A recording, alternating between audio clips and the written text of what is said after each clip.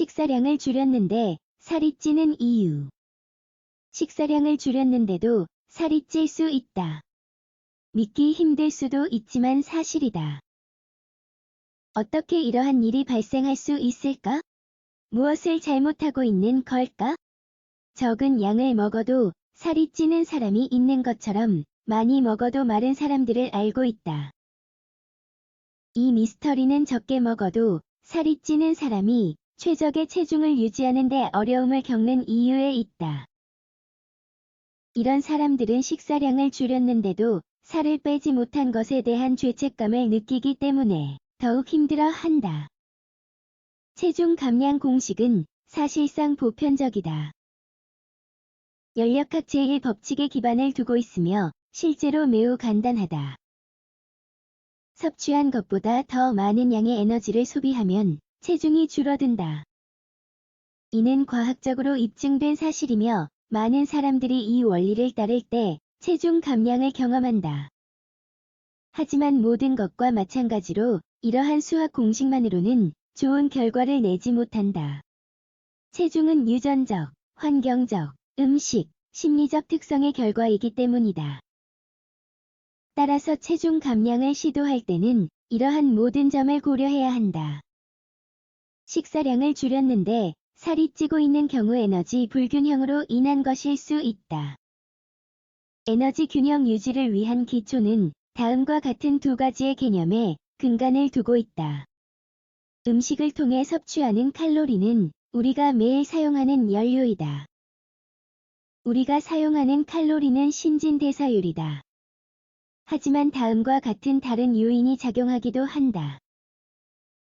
기초대사 신체는 가장 기본적인 기능을 수행하기 위해 최소한의 에너지를 필요로 한다. 실제로 이는 전체 일일 에너지 소비량의 약 70에서 80%를 나타낸다.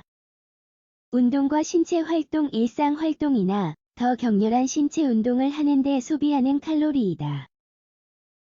음식의 열 효과, 음식 섭취와 소화에 소비하는 에너지이다. 소비하는 것보다 더 많은 양의 칼로리가 들어오면 체중이 증가한다. 이에 반해 들어오는 것보다 더 많은 양의 칼로리를 소비하면 체중이 줄어든다. 그렇기에 이를 바탕으로 체중을 줄이는 가장 광범위한 방법 중 하나는 칼로리를 제한하는 것이다. 즉, 적은 양을 먹어야 한다. 그렇다면 식사량을 줄였는데도 살이 찌는 사람들은 어떻게 된 걸까? 도대체 무엇을 잘못하고 있을까? 궁금하다면 계속해서 읽어보자. 신진대사의 역할. 우리 몸은 모든 의미에서 균형을 좋아한다. pH, 체온, 혈압 그리고 물론 체중의 균형을 유지하기 위한 자체적인 메커니즘을 갖고 있다. 체중 감량의 결과로 나타나는 중요한 칼로리의 제한을 감지하면 경종이 울린다. 따라서 우리의 의지와는 완전히 반대되는 칼로리 절약 모드로 전환된다.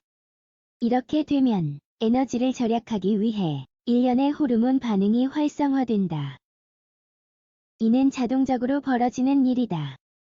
가장 먼저 일어나는 일 중 하나는 바로 기초 대사율의 감소와 포만감이다. 차례로 허기와 관련된 호르몬이 높아진다. 보다시피 기초 대사는 하루 종일 소비하는 전체 칼로리에서 매우 중요하다. 따라서 이 경우에는 식사량을 줄였는데도 더 적은 양을 소비하고 체중은 그대로 정체하게 된다. 실제로는 경우에 따라 체중이 늘기도 한다. 더 많은 에너지 소비하기.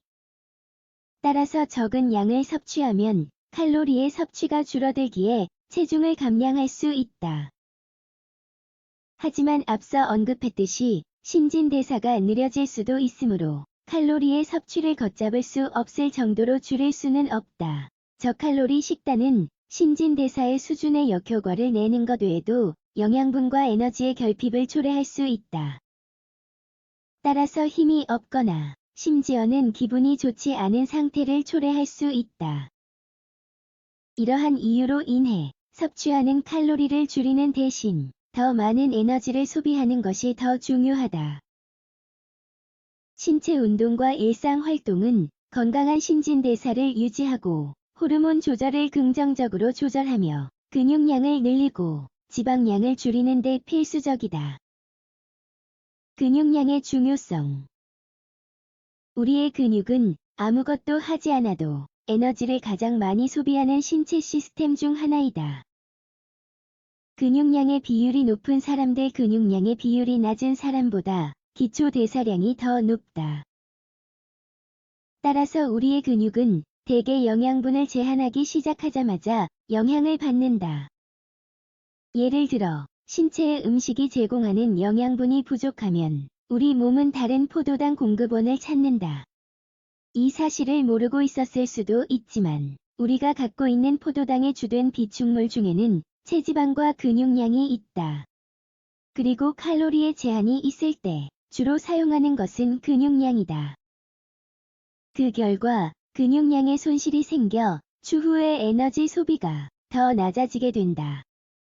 이 시점에서 우리는 섭취하는 음식의 양을 줄여야 하며 이러한 문제는 앞서 언급한 부정적인 결과를 수반한다.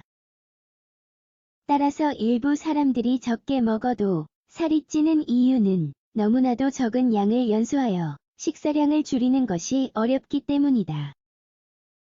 역설적으로 때로는 식사량을 줄이는 것이 체중 감량과 동일한 것을 의미하지는 않는다.